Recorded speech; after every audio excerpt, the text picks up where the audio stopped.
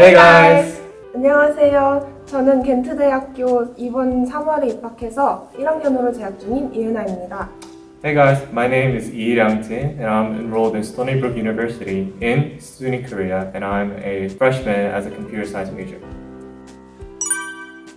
So when it was 2010, I think we moved out to United States and we started as a second grade elementary school when they introduced all the IB, which stands for International Baccalaureate System. That was when we had to study a lot. So one of the things that IB makes a student do is they take harder classes for 2 years in order to have a better chance of going to colleges. So basically, they torture you for 2 years in hopes that you're getting a better GPA.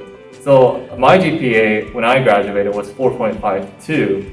네, 저도 IB 프로그램으로 시험뿐만이 아니라 에세이, 프레젠테이션, 그리고 익스페리먼트로 여러 어사이먼트를 같이 했기 때문에 개인적으로 많은 노력이 필요했고 성적은 저도 올해로 GPA는 4.51이었고 상위 5%로 수마쿰 라데로 졸업했습니다.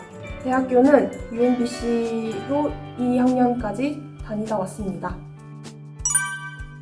So before I came back to Korea, I actually got accepted into countless universities back in the United States, but I gave up all those credibilities just so I can come back to South Korea. And learning about those experiences as coming back to South Korea as an international student, I really didn't know about the Korean 전형 for Korean universities.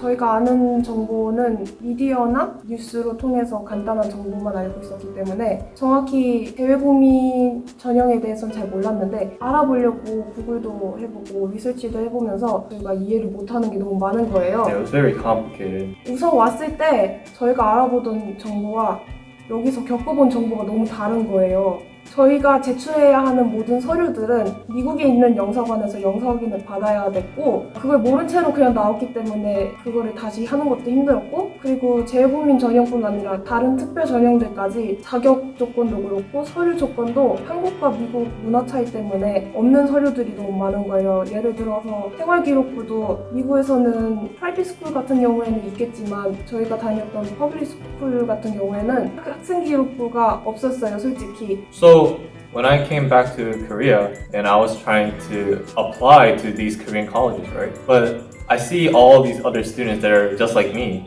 and they have these stacks and stacks of documentation that is just full of achievements, 상장, for them to 제출해. For me, I had like this much of 서류 to 제출해, so I was like, Korean 전형 is so hard for me.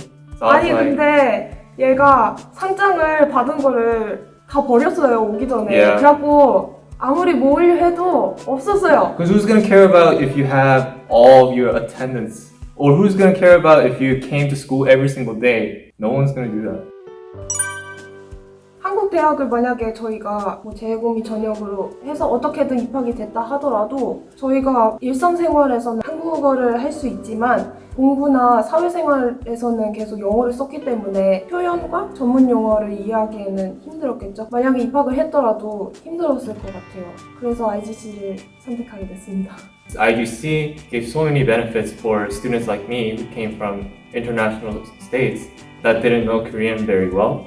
So they were able to provide lectures and studies that had a primary language of English, so that would be very comfortable for me to study in. So one of the things that IGC does best in their school is their diversity. Their diversity in students as well as professors and their teaching method. I think it's a very good opportunity for students like me, a foreign student, to learn as much as they can.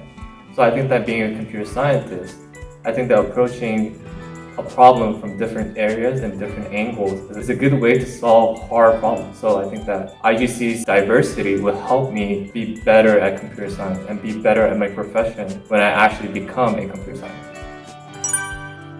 So I just want to basically become a computer scientist. I would like to end up in Google or maybe Apple or Samsung. 저 같은 경우에는 미국에서 프리메트럴그로 매스쿨 졸업해서 의사가 되려고 했지만 제가 겐트대를 선택한 이유가 레보레토리 시스템이었기 때문에 어떤 실험을 할지 어떤 연구를 할지가 가장 기대되고 겐트대학교가 어렵다는 걸 알기 때문에 아마도 많은 노력과 많은 공부를 해야 되지 않을까라는 생각이 들고 그 실험을 할 때 무엇을 배울 건지 아직은 1학년이라 모르겠지만 그래도 head related job을 갖지 않을까 생각해요.